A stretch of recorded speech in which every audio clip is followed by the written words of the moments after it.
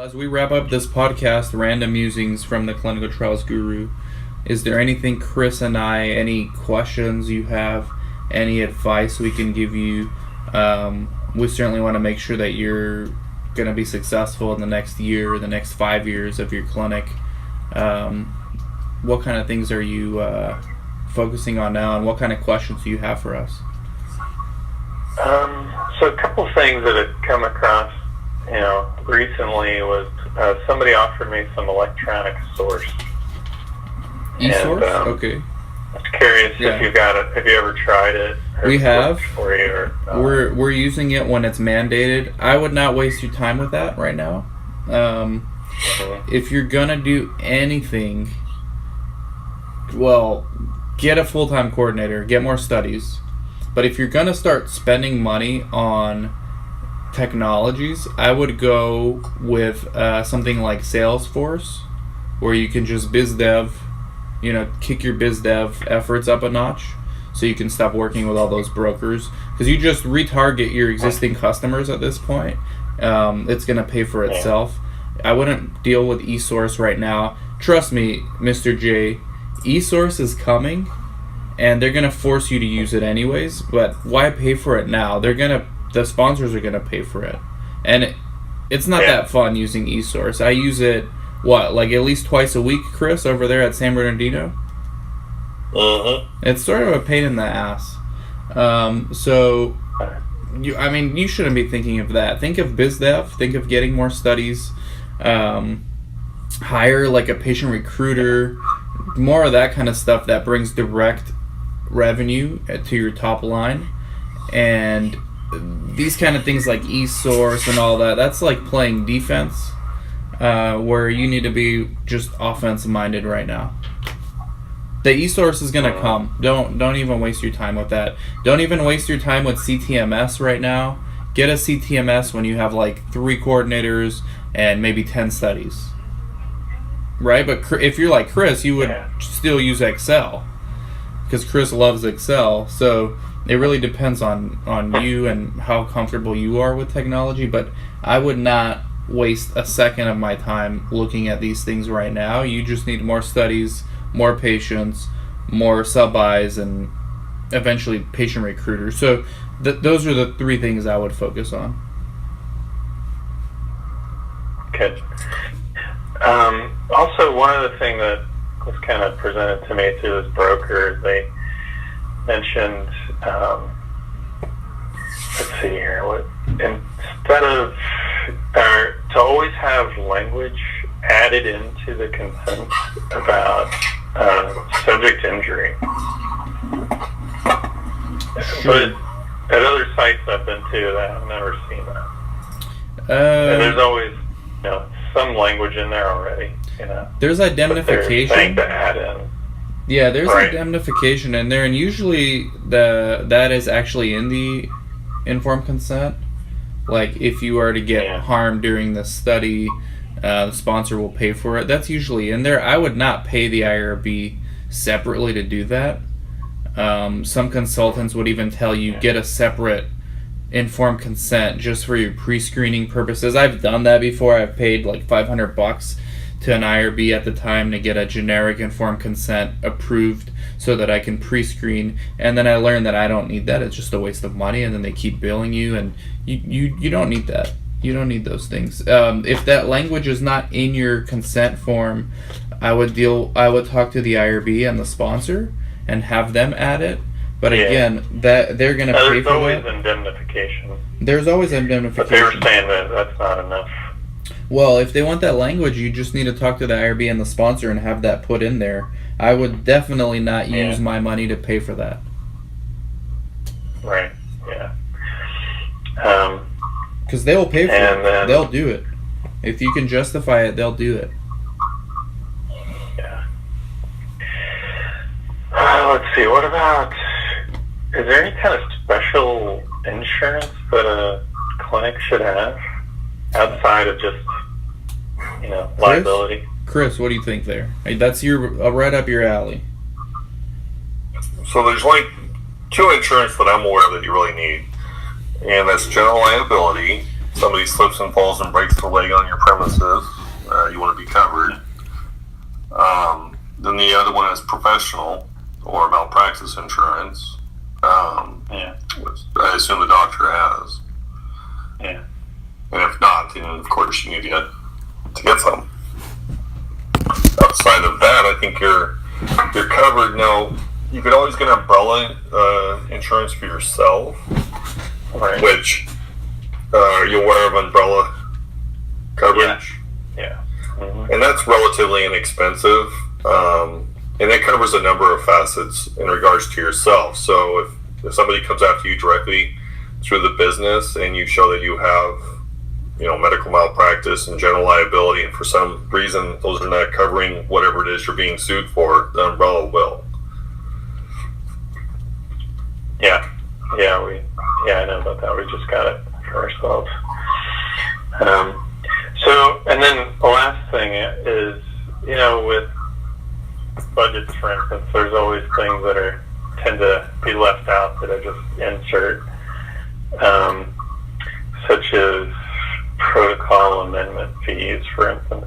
Is there anything like that I should insert in the contracts, like that are just usually not there, but I should always insert? Yeah. So I have a list of things I request when negotiating a budget. It's probably, this is a guess, it's probably 20 items of things I'm requesting payment for. And it varies from sponsor to sponsor on what they'll pay and what they won't. Typically, you're looking at about a third of those items they'll cover. And it varies from sponsor to sponsor, in particular what they will pay. Some sponsors will pay this item, but others will not, but they'll pay this item that the other sponsor wouldn't pay. So the safest way to go about that is just send a laundry list of everything you want, and then they'll tell you what they'll pay and what they won't. Yeah, some of those things that sites rarely negotiate are the reconsenting fee, study startup, archives. What else were they, Chris, that sites typically forget to include, just off the top of your head? Well, nothing's coming to mind, but there is a bunch of them. However, there was one I was just hit with this last week, in which I demanded one item, and they said, listen, the sponsor's not going to pay for this, but they will pay for this item, which I had never even heard of, and I was like, another item to add to my laundry list. And it actually makes sense to request, but let me look it up. I don't even remember what it was. Mm-hmm. Monitoring fee. So the sponsor was going to pay $150 a day for the monitor to be on site. And the justification behind that is because you're taking time away from the coordinator and the PI to meet with this monitor and take care of whatever it is they're dealing with. You can't see patients. You can't see other patients and create revenue, right? You have to take your time to spend with these monitors. So the sponsor was willing to pay $150 for every day the monitor's on site to the site. So that was a new one to me, but it makes sense. Yeah. So is there anything like that in regards to the contracts that should just be in my laundry list of? Because just request everything. Conflicted, like the indemnification language, we tried to kind of alter it, and they were like, "No way, this is our language. It's not changing." So yeah. So the items they will change. So one, you can have. So sometimes they don't include indemnification in the contract. Sometimes you have to request it. But they will all. I've never seen a sponsor not grant it, but sometimes they have a separate letter of indemnification. As far as actual language of the contract, the only things I've requested are sometimes the screen failures, right? You can negotiate screen failure rate, which I strongly recommend you do. You should always try and get all screen failures paid, and a lot of times they won't, but at least get something that's acceptable to you. Another item is how often they pay. So sometimes I've seen language in the contract in which we're going to pay you, well, the way it's written, it boils down to once every 6 months, and that's just not acceptable. And, they'll change that language sometimes, not always, but sometimes. In regards to the language of, say, the indemnification, I've never requested a change. So I don't know how common that is that they will change it, or any other language of the contract, because there's really only 2 or 3 items I ever request to be changed in the contract. Yeah, that's good. Yeah, I'm not a lawyer, so I don't know.